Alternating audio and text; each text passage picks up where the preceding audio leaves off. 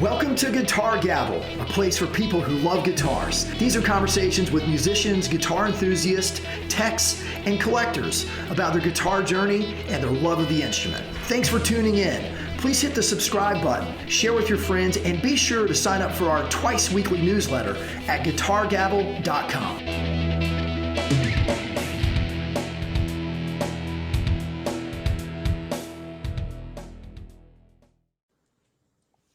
Hey everybody, it's David Still with Guitar Gavel. Thanks for checking out the Guitar Gavel podcast. Listen, first off, thank you very much for your time.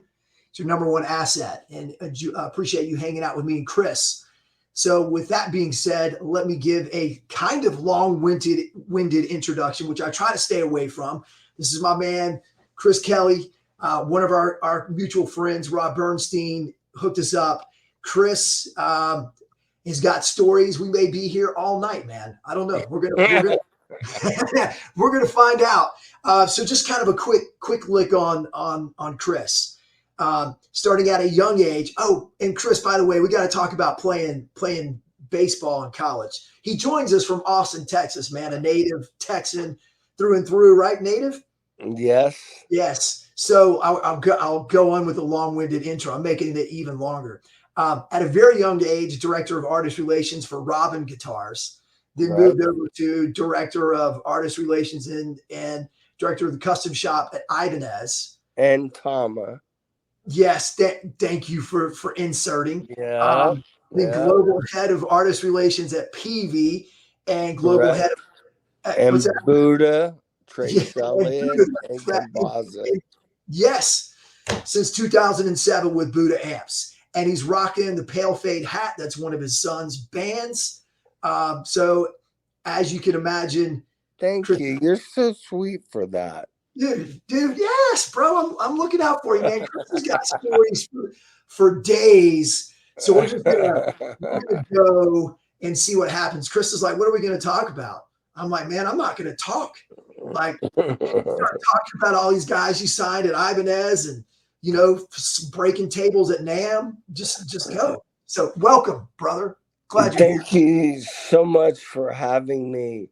I wanted to kind of tell and let people know that there is so much music available out there and so much to do, to play. And so when my friend called me here, I thought about, how I got started. It was so crazy. It was like actually the real truth, man. I just came to a guy named Night Bob. He was called Night Bob because there was a day Bob at Electric Ladyland, and he was the Night Bob in Hendrix's studio. Well, he was out on the road with the REM. I worked with Robin Guitars, and I didn't really know what I was doing, so I would take guitars out and park them out on the road open. The bus would come by, a guy would get out and go, yeah, I want that. And so they would bring me in, and Night Bob was like, hey, by the way, I've got this 54 Strat neck of Keith Richards. Can you send it back to my place in New York? So I said, yeah, I'll just go put it in my truck. So I went out in Houston and put it in my truck. Came back out that night, and he was actually texting for REM. And someone had smashed my window in and taken Keith Richards' neck. What? I didn't feel really good about my future in the business. Yeah. I pretty well was like, so I called him and I said, hey man, this happened. And he goes, it happens, no business. He's still one of my best friends. And if you want to know about the history of rock and roll, Night Bob, Nitebob, he is the man. but he gave me my I guess backbone to do what I was gonna do. And then I met Simple Minds and at a show and had a guitar I designed called an octave, which was a robin, but it was a 15-inch scale octave guitar, but it was electric. So you got the mandolin sound. Did Stevie Ray Vaughan and Jimmie play one of those? Yes, yes. They Yeah. played I did a double neck. All Dude. right, so I did a double neck for Stevie and Jimmie, and it's in the book Gone Beyond by Mark Proct, their shameful plug, their manager. And it says, I brought the guitar to Jimmie, but actually I didn't. I brought it to Stevie. So it was a mandolin on top and a six string on the bottom. And they played Pipeline on it, Wow. which is pretty epic. If you haven't seen it, look it up. It's super cool. Also, it's two brothers loving each other before they're dead. And to me, that was like super uber important. So, yeah, that was kind of how I got started. Stevie Ray was one of my best friends. And I would say, like, okay, hey, I know you're in a city.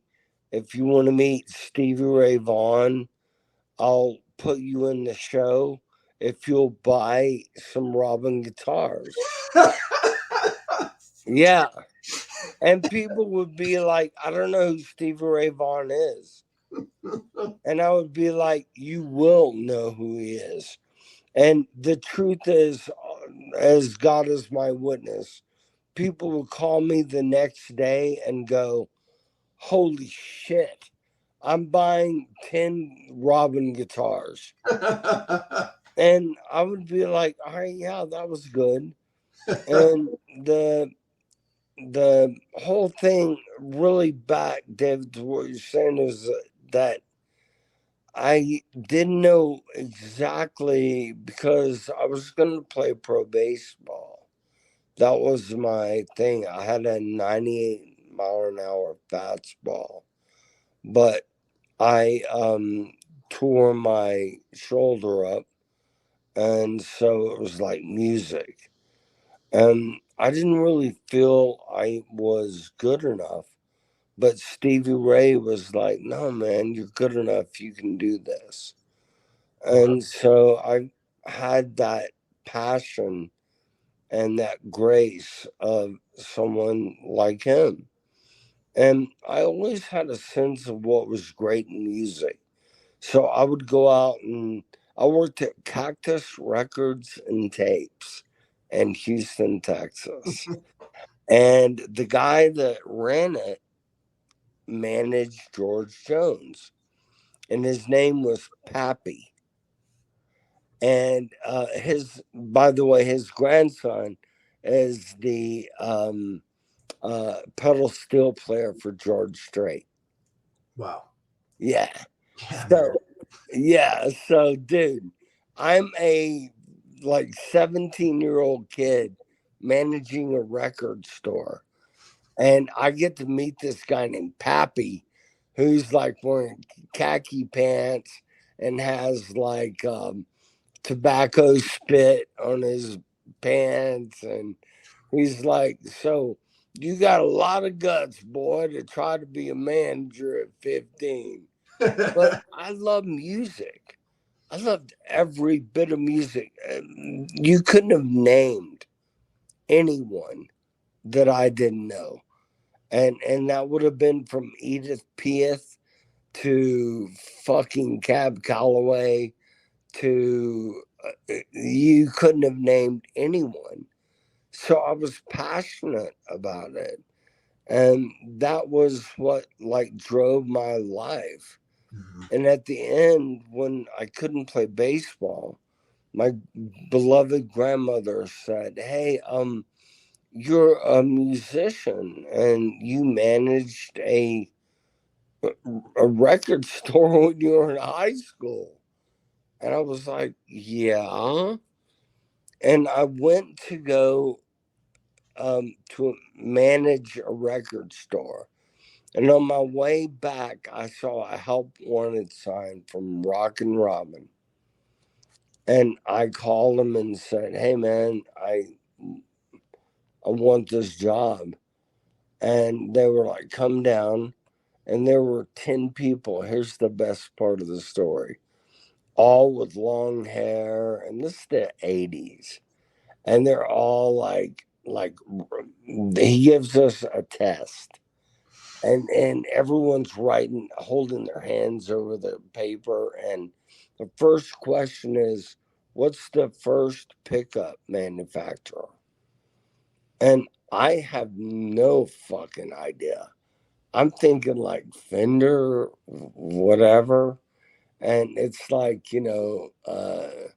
Dean Markley, Seymour Duncan, like who are the top manufacturers for tremolos? And I'm thinking Bigsby. it's at that time though, it was actually Kaler. Yeah. Yeah, it was before Floyd. It was Kaler. And then actually, when I worked with Floyd later at the Ibanez, I saw that it hindered your hand.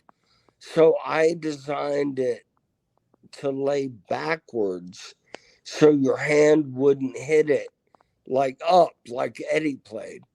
And Floyd called me one night and he goes, dude, I wish I would have fucking thought of that. And I was like, it seemed pretty simple to me. But, and then with the neck thing with Ibanez, when I had left, Robin was like on me, and Ibanez called me and they're like, no, we want you to come. And I felt the guts to do it.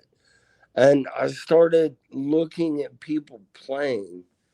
And I noticed that where I'm from, my best friends, Stevie Vaughan, Omar Dykes, everyone played with their thumb over the neck, 7-inch radius, like Jimmie. And I was like, wait a minute, the people I'm seeing, like Satch, Vai, all these Mike Varney guys, but Mike Varney didn't sign them, by the way, were their thumb was behind the neck. And I went, well, fuck, we should do a wizard neck. So everything that we did was strictly from observation. Me noticing the way people played versus the way, my friends played. And then the colors, the girls, God, dude, they all wore hot pink, hot yellow, lime green. That was what they wore. And I would never, to my worst day, play that. I wouldn't play that kind of color. But the reality is that everyone else did. And that's what I loved about it. So, man, it's fascinating. You bring up an interesting point. Whereas you're observing culture and observing players, you combine the two based on your observations. And offline we were talking like you kind of have a gift for finding artists. Sounds like you have a gift without a question. I accept that. I'm a very humble guy, but I accept the fact that I knew Kurt Cobain was going to be Kurt Cobain when he was Buzzo's tech. I just have always known it. As a matter of fact, Mike Varney passed on Vai and Satch. I was like, what? And he was like, yeah, I know, they're not what I'm looking for. And I passed on Eddie Van Halen to take on Vai and Satch, Paul Gilbert, Richie Kotzen, Blue Saraceno. I had another vision. And like we talked about Richie, oh God, the guy that I feel stupid. No, we're blanking. I'm no help here. Don't worry about it. Go for it. No, Richie with Bon Jovi. Sambor. He called me and was like, Chris, I want to do a guitar with stars on it and this and that. And I was like, no, no, no. And they were huge. But I was like, no, man, that's not a good fit for us. You should go to Fender, and that would be perfect for them. And they did, and sold like 8 to his family members. But I passed on Eddie. Wait, And, didn't you go to Kramer too? Right? Yeah, huh? there was Sambora had the Kramer. Oh, of Kramer. course, yeah. Yeah, And Eddie did too. yeah. I mean, that's where I found Andy Timmons. Do you remember him? Ooh, man. Playing the name game, I'm gonna get myself in trouble. Let me just be honest and say no. All right. Well, I found Andy Timmons at a Kramer booth and went, "Oh my God!" I mean, he is unbelievable. And my favorite story is that we were at a NAMM show in LA, and we were in. I was in bed. It was like 11, 12 at night, and all of a sudden, a um, fuck,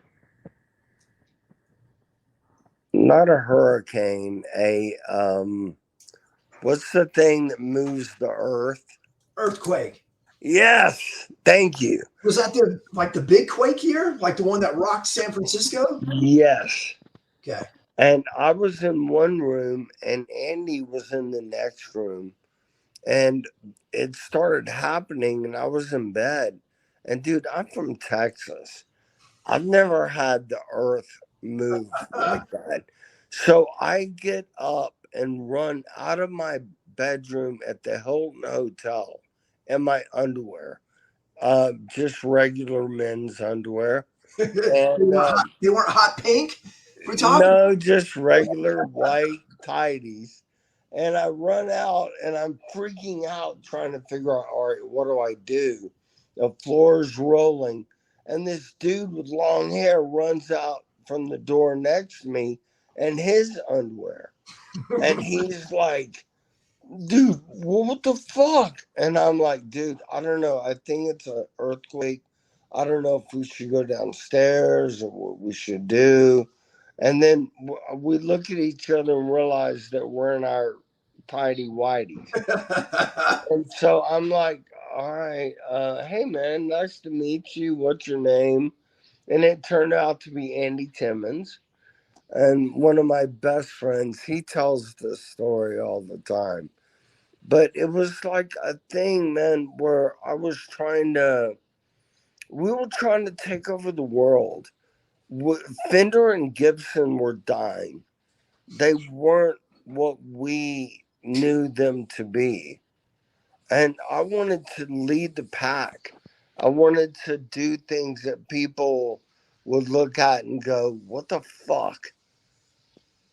What when your leeway with Ibanez, were they just like, Chris, you just go do your thing? Were they did you have to push back on them? I had the funniest story about that. I told my wife. I went there from into Philadelphia, and I worked. I'd go in with Rich Lasner, and who hired me, and I'd go in right in. I lived downtown Philly, and they were out 45 minutes in Salem, so I would ride with Rich out to the office, And one day the president was like, his name was Tom Tanaka. And he was like, hey, Chris, why you come into office? You some sort of rock star hanger. You don't need to come in. And I'm like, well, Tom, what? And he's like, no. You hang out with the rock star. Don't worry. And I'm like, okay. Did he give you the company American Express card when he was saying No, that? I already had that. Yeah, I already had it. And every night I was hanging out in Philadelphia with the big band, like every night. But he didn't want me to have to come in the morning. And I have to love him for that, man, because it was like whatever, any band you can name, I was out with, and we were out all night, company credit card. There was a place called Einstein's on 6th and the bridge, right, the Blue Bridge. And um, we would show up there at like 2 in the morning, and he'd have 8 bottles of fucking, Dom, and we'd be like out of our minds. And then when Fender came to me and said, we want you, that was when everything changed. How did it change after that? Like, Well, I accepted the offer from Fender. I flew out and accepted the offer, and then figured out that uh, I came home and was packing. And I called Satch and Vi and everyone and said, hey, man, I'm going to Fender. And they all fucking melted down on me, bro. I mean, melted down. They were like, bro, we're here with you. You head up the custom shop. We're designing with you. What? And that was like a Sunday. And I had played golf with the owner of Hoshino on Sunday. He called me and he goes, we need to play golf. I was like, yeah, I'll go play golf with you. My shit was already packed, ready to go to LA. I'd already picked John Page and Mike Stevens to head the custom shop for me there. wow. Fender had already made me a deal. Bill Schultz, who was president, who had said, come in, take over, do it. And when I was playing golf with Tom, and Satch is calling me, everyone's calling me, going, what the fuck? And I'm like, okay. So I called Bill Schultz back and said, Mark Wittenberg is my guy.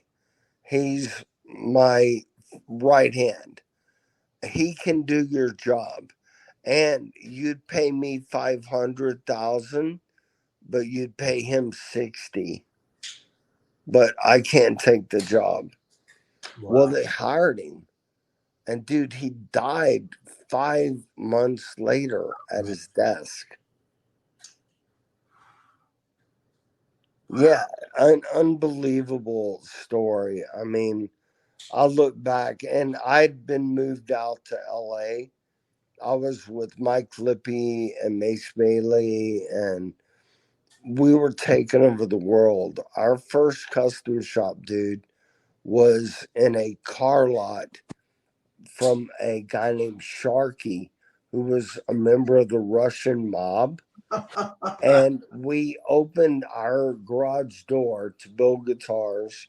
And I found an old chair recliner on the road, and we stuck it in front of the door. And I sat there, and they got me one of the first telephones. You know, the ones that were like a suitcase? Yes. And I would sit in that chair, my friend, and call artists going, "Hey, I'm calling you from my suitcase. Come on over." I mean, I remember the hardest story of that was Jason Becker. Do you remember him? Yeah, I do. Oh my God, he started. I found him. I found Paul, Richie Kotzen, everyone when they were 13, all of them. What And I real, found, real quick, Chris, to give a little context for everyone listening, that you were head of the custom shop at Ibanez and director of artist relations from yes, like 85 to 94. So a 10-year spread when that's right. Ibanez signed every household name artist in that 10-year. Corn. When you signed all those guys. Yeah, no. It was a good thing, but it was a team effort because I had the best builders that I could find. But I was a hard ass on them. Like I didn't sub for fools. So we would go over each guitar for whatever artist. And if it wasn't completely right, I would make them rebuild it. And I remember going to Dallas for a guitar show. And one of my favorite stories is Elliot Easton. Do you know Elliot? I know that the name rings a bell. He's What? from the Cars. Okay, yeah. One of my best friends. And we got to Dallas, and I designed a great guitar for him. And we opened the case in his room. We lit up a big joint. We were smoking it, and like, all right, here it is. And it was supposed to have 3 single coils, Yeah. and it had 2 humbuckers. And he looked at me and he goes, "Chrissy, that's not right." And I was like, "Ah." How so? Like another perspective check at that moment. How old are you, man? You're what, 28? 7, 28, 29, yeah. Wow. Yeah, I was really and I was dating Natalie Merchant. Get out of here, dude. For real? Well, I played with 10,000 Maniacs, so I was dating with her. And Rob Buck was my best friend from that band. And Jerry, that's when we started the League of Blind Women. And I was like playing acoustic guitar on sideshows with them. And then Natalie and I just kind of hit it off. But it was weird, man, because Rob had dated her before me. And I'm like, okay, this is weird. And he goes, "No, man, I love you. She loves you. We love you. We're good." I guess it was like good loving. I don't know what it was, but Well, oh man. So she was such a. I mean, and she's still very attractive. But I'm thinking back. So I'm a few years younger than you. We went over this. yeah, Like I'm thinking back to like my 15-year-old self or whatever age I'm at. Like I'm thinking these are the days. I'm thinking the video. She was such a babe. And yeah, yeah. that was I your girl. wrote, I wrote "These Are Days" with Rob in a little room in a house that we shared. Get out of here. And I was like, okay, I don't want any credit for the writing, but I want to be paid for the song. So I got paid really well for the song, and a platinum and gold record, which don't mean anything. But then I started playing with Ministry with Mike Scasha and them in '92. And then '92 is also These Are Days. And I left both bands and got a solo deal, and Ministry broke up, and the Maniacs broke up in '92. Wow. Yeah, I now Good. I was moved to Houston, Dallas, and then Mike and Rob and Jerry and everyone called me and said, "No, we fucking broke the bands up. We're starting a band called League of Blind Women with you." And I'm like, "What?" So it was a really interesting time, and I had a beautiful son named Buckley who was like there, and it was like one of the most amazing things. But as you know, Mike and Rob are both passed now. Jerry is from the Maniacs drummer is still alive. Al from Ministry is still alive. But it's funny, all the people that we thought would die didn't die. It was everyone. Yeah, yeah, yeah, yeah. I Works thought out. Yeah. I would be one of them. Yeah, dude, yes. And that applies to like everyone's life. Everyone's got that story. Like, man, of all the people I know, my good friend, poor guy is passed. Like, I mean, I say Yeah. that lighthearted, but not because I've been there and done that, man. I've got two roommates from college that are gone. And I'm 40, Oh, yeah. I'm 43, and they've been gone for a while. So, Dude, but, when Chris Cornell, I mean, I've had many, but the last that really hurt me was Chris Cornell. We were gonna have dinner like a week and a half away. And you look at it and you go, fuck, man, what is that? yeah.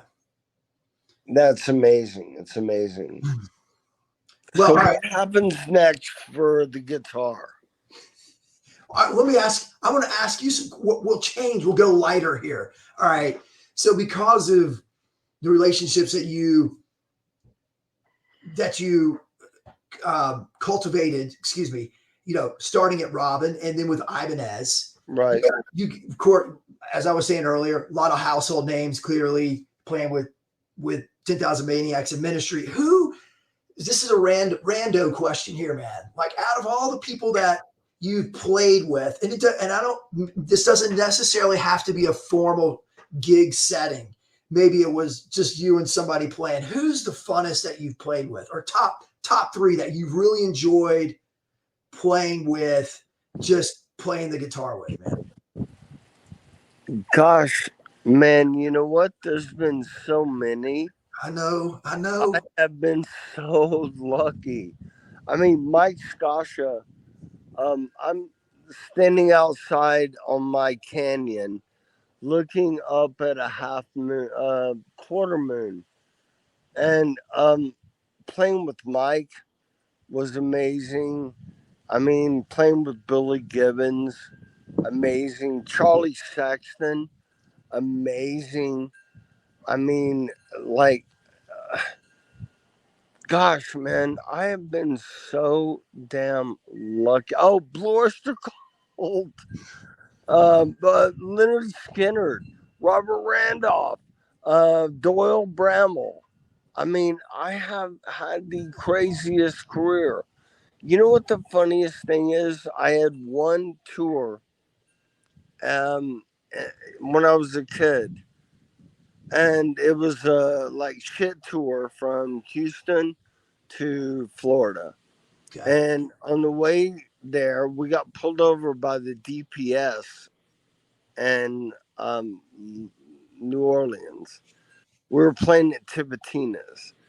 We got pulled over. So the cops like had me and the drummer sit in the van, and then he had the guitar player and somebody else like unload the trailer looking for major drugs. Of course. Well, we had an ounce of weed in our pocket. So while they're out there, we're eating the weed. It was the it was so You unbelievably. can smell your breath. Oh, dude, it was heinous. And so he let us go. We got to the hotel, parked in the parking lot, and that night, someone broke into our our trailer, and I was playing a telly, a '59 telly, and a guy stole it. And I called Stevie Vai and I said, "Fuck, man, I'm playing Tipitinas tonight, and I have no guitar." And he called a friend, and his friend said, "I've got a 6120 for you. Come pick it up, and you can play it." And it was like a 58, something like that. And I started playing it, and I kept using it. That's the only bullshit tour I ever did.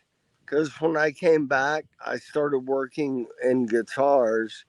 And then if I did a tour, it was on a bus. So I didn't have to, fuck with the potato chip bag or the whatever. Man, all right. It's so fascinating. And that, again, being able to hop on a bus and play big venues comes back to relationships that you had built and the friends and like your network, right? Man, Yeah. can you, this, I'm not, I'm going to do my best to articulate this question. Hopefully I get it out or you're able to read between the lines and pick up what I'm putting down.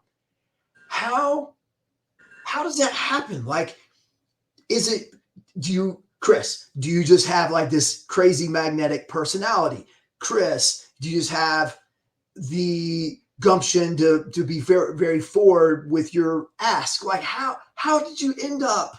How did this journey go? Like, is there any rhyme or reason? Am I trying to overthink it? But I'm trying to put my head around how do you end up here? How did this happen? I think there's two things. It's pretty simple. One is everyone calls me the Pied Piper and has forever. And I don't know why. And then the second is what I will leave you with. I used to have a weekly golf game with Janie Lane from Warrant, Tommy Lee, and Vince Neil. And we would play at Burbank every Wednesday morning. And one morning we're playing, and we get to the ninth hole, and I look over to the left, and I see fucking Bob Hope. And I'm playing with T-Bone Tommy Lee, and I look over and I go, "That's Bob Hope, man." And he goes, "Bob who?" And my grandmother and I used to watch Bob Hope all the time. So I was like, "Dude, come here." So I walked over and I said, "Hey, Mr. Hope." And he looked at me and he goes, "Hey, how you doing, you young bucks? Y'all go ahead and hit through." It was on the ninth hole. And I said, "Yeah, okay, I'm a huge fan." I said, "Can you give me any advice?" And Tommy's standing there all tattooed up. And he goes, "Yeah, I guess I was at the right place at the right time." And so Tommy turns around and goes, "All right, old dude," and walks off. And I'm standing there and I look at him and I go, "Oh, thank you, man." And I turn around and he goes, "But I knew enough to take myself there." Boom. Dude, you cut out on the punchline. Say the punchline one more time. What did Bob tell you? But I knew enough what? To take myself there. Ah. I was at the right place at the right time, but I knew enough to take myself there. Completely changed my life. Dude. And T-Bone still doesn't remember it, but it was like a moment of, oh my God.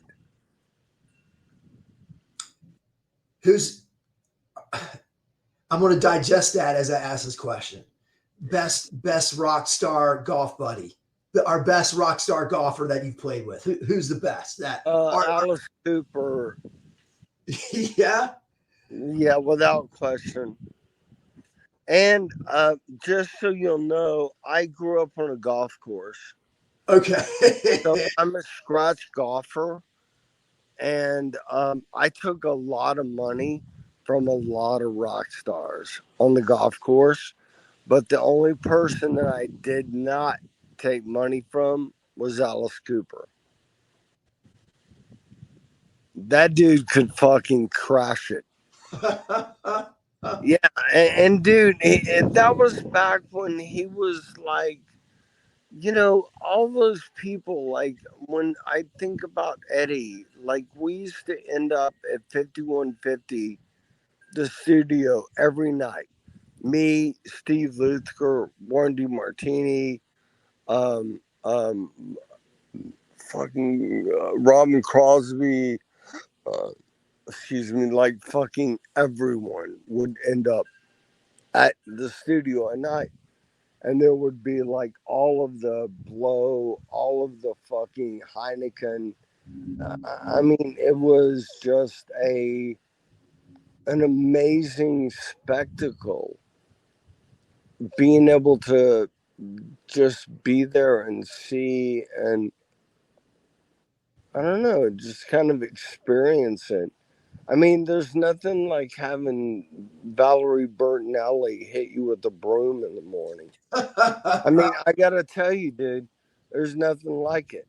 You're laying there, all of a sudden you're getting the fuck whacked out of you by a broom, and you're like, it was awesome. What, See, I was there at the best time. That's the best thing about it. when we were talking, arranging the podcast, you mentioned something like, man, you're like, dude, we were all kids, Yes. and we were growing up together. Was there ever an aha moment, or was this just like normal? Because, man, I mean, these guys were getting like gigantic, huge, or already were, in the middle of your Ibanez years. I don't know. I'm trying to wrap my brain around it, man. It's so fascinating. You know what? There wasn't an aha moment because I lived with Johnny Depp and Nick Cage.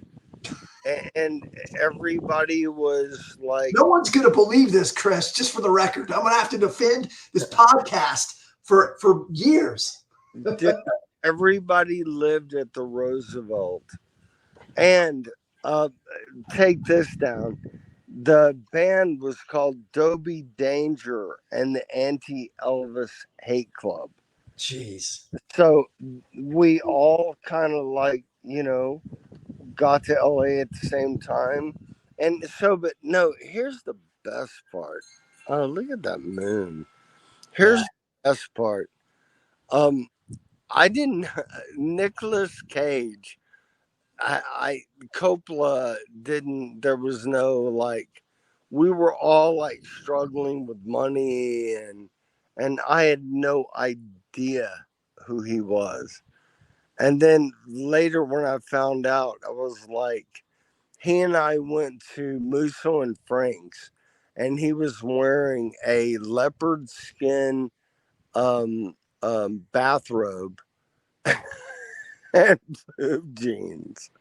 And we shared matzo ball soup. And I remember going, what the fuck? Yeah. That was good though, man. I mean, Mace and I moved in above David Lynch and Vincent Price. So it was like a time in LA when it was like amazing. I mean, absolutely amazing. Yeah, that was the heyday. Well, hey, a question. I'm like switching gears on you, and I don't mean to do this, but I've got to ask. I've got some guitar questions I've got to ask. All right. So, Steve Vai, the way history writes Steve Vai's deal with. All right, this is the written history, not your history. Vai, Vai of getting his gym, like what was it? Now I'm blanking on it as I'm trying to tell the story. Like he pitched it, nobody was having it. Ibanez, you guys, your team are like, sure, man, let's do it. So, but where I'm going with this, let's just talk about the monkey grip. Tell me about the story about the monkey grip. Like, It, it was something different that he wanted. He actually had an idea of something different, because you know how you hold the guitar up by the neck at the end of the show, and he thought, well, and I had seen an Italian guitar that had a hole in it. Like, it wasn't a monkey grip, but it was a hole. And I remember going, hey, we could do that. So we just French pressed 5 holes in the top in the beginning. Is very raw, very raw. And he was like, okay, this can work. It was so simple, man. I mean, there wasn't like anything really crazy behind it. Even like I have the original green vine neck, wow. and it's like, I don't know, man. It's like the disappearing pyramid idea.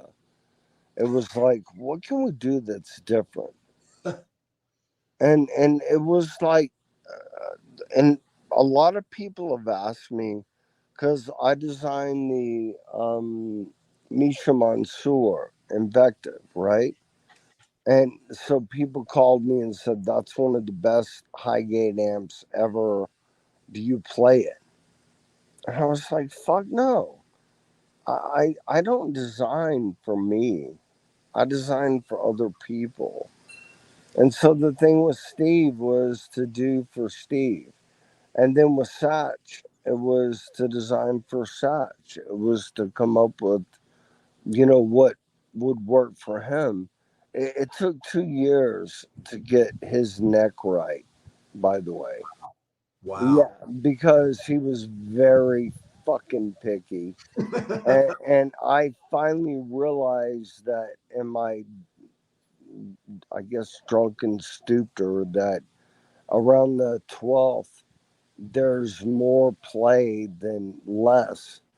And so I took a piece of sandpaper on a fucking neck that I went to his house on and sanded it down and handed it to him and said, what do you think? And he goes,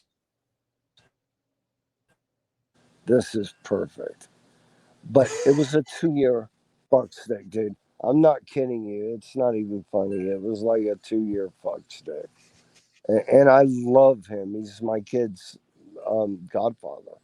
So it was like one of those things to where you're, and you know what the thing about me is that, yeah, I'm completely like fucked up on all of it.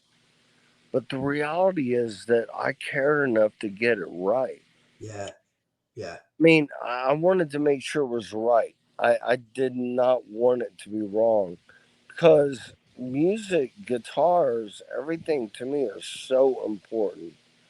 I mean, so important. And that's why like I've got a 59 Stevie Ray Vaughan Strat he gave me, and I've got Willie Nelson's first Fender Deluxe fucking reverb amp. I Wow. mean, it's just the thing that I don't know, you know the feeling. You're there, dude. I mean, you're that guy. You have to have it. You have to love it. You have to understand it and know why it's important. Man, you speak so many truths there. And I'll say it's funny, like your legacy at Ibanez. This, I know our conversation is not focused on Ibanez. You just were there like such a crazy time, man. Um, like Vi and Satch are still there. Yeah, and doing different things to recreate their phenomenon. I mean, Satch did an art exhibit Steve Vai's doing a Steve Vai Academy. I mean, they're still there. I, you know what my favorite story is, and this has to be between you and I, not repeated. Okay, well, we're still recording, so maybe let's hold off on that one. Well, let's just say this: I gave them both an ample check for the initial designs. No company had ever done that. Not Eric Clapton, not fucking Ingve. No one had gotten what they had gotten. And we returned it a million times. Yeah, yeah, That was the cool thing about it. That's why I said no to Eddie Van Halen. And I loved Eddie. Eddie was like one of my boys. But I realized I either have to have Eddie or I have to have Joe and Steve. Which, how do I do this? And I couldn't handle all of them. I mean, it didn't work that way. yeah, So, I mean, I probably people would call me a fool for like letting Eddie go to Kramer and Sterling Ball. But at the end of the day, I think I did pretty good with Ibanez because from 84 to 94, there wasn't a guitar on TV that wasn't an Ibanez. yeah, man. Dude, it's so bad. It's so bad. What? Hey, real quick, I'm thinking of Eddie's Peavey. Mm-hmm. Remember, I'm blanking on the year. Like that was that late '90s when he did his. Yeah, So you got to rap with him later, right? Because you were at Peavey then. yeah. No, I was friends with Eddie forever, man. I mean, forever. So at the end of Peavey, Eddie was leaving, and that's when I got there. That's when I brought Joe in, and it was. It's a really crazy story, man, because Eddie and Hartley couldn't get along, and they completely fucking fought over everything. And I more like let's work things out. And but you know, at the end, here's the saddest thing. Um, so I had a amp designed for Misha Mansour, which turned out to be a very amazing amp, according to those people, whatever. Then I did an amp for Satch that was amazing, and Hartley wouldn't agree with it, and we ended up losing that. And then I did an amp for Zach Wild that was amazing, and Hartley wouldn't agree with it, so we ended up losing that. And it was like one of those things that it was like, I know quality. And so when quality is not being taken care of, there's no place to go from there. Yeah, yeah, And so that was the hardest thing about it, man, is that like at the end, I knew what was important, but they had people running the company, Hartley's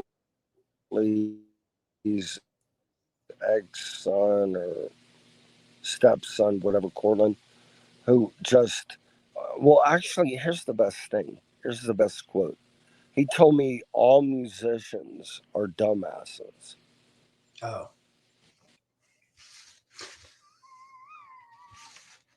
And what'd you say? I started laughing and said, Musician, musicians pay your salary.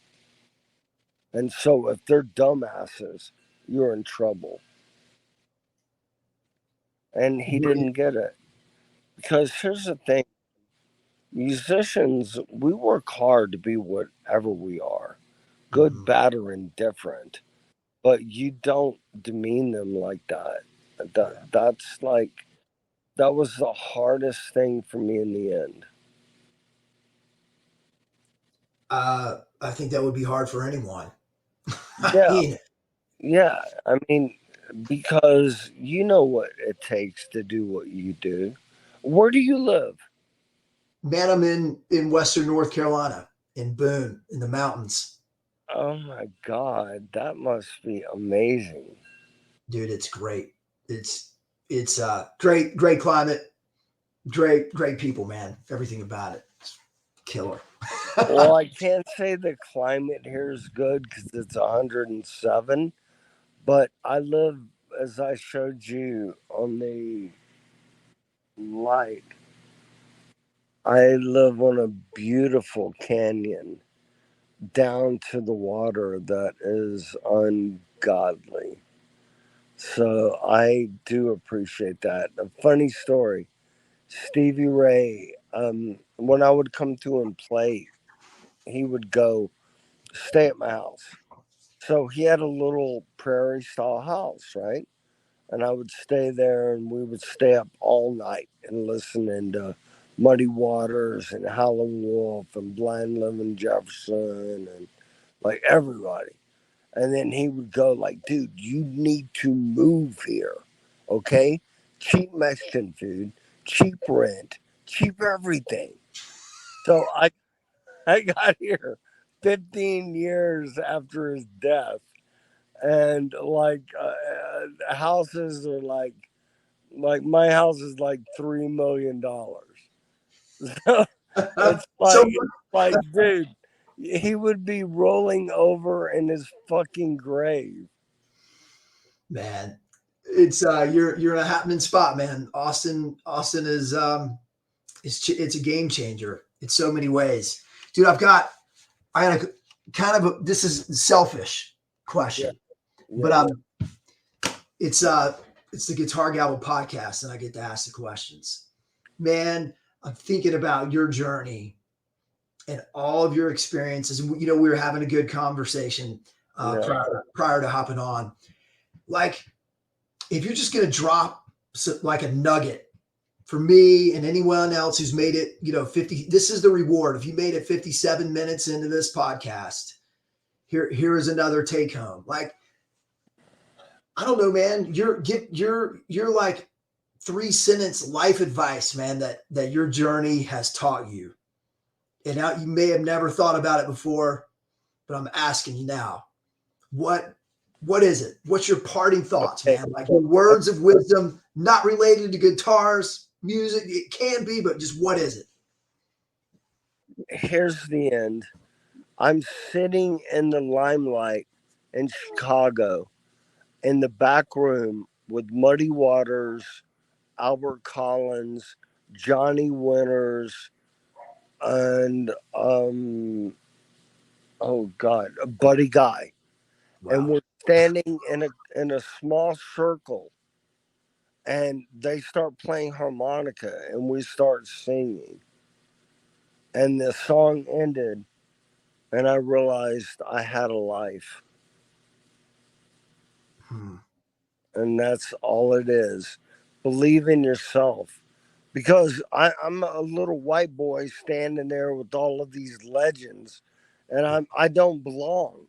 I'm like, I don't belong here. I can't believe I'm here. And they were like, and as a matter of fact, here's the big joke.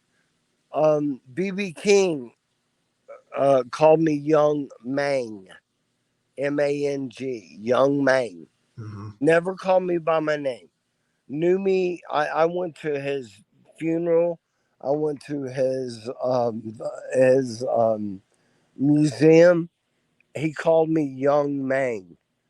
And then in the end, his last show here at the Moody, big show, they pull him off stage in his um, wheelchair, they're pulling him, and there's a line of like 70 people, dude.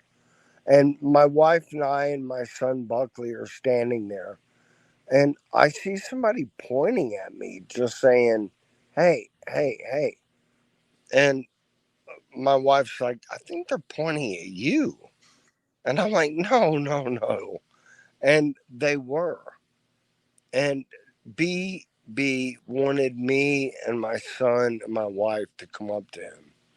So we passed like 80 people, came up to him, and he, we exchanged pleasantries and love. And then all of a sudden he started talking to my son Buckley. And then Buckley would pull in and he would put something in his hand. And then he'd say something else and put something in his hand. And he was telling him life lessons and then putting a pick in his hand. And my wife and I started crying. Yeah. And thought, oh my God. Oh my God. And Buckley to this day is like, that was, and he was 12. So I don't know. And then we got in the elevator with Leon Russell and him. Leon Russell was on a, what are those things? The Rascal. And then Peavey was in a wheelchair. And we're standing in the middle, and my son's looking at both of them going, this is the fucking show?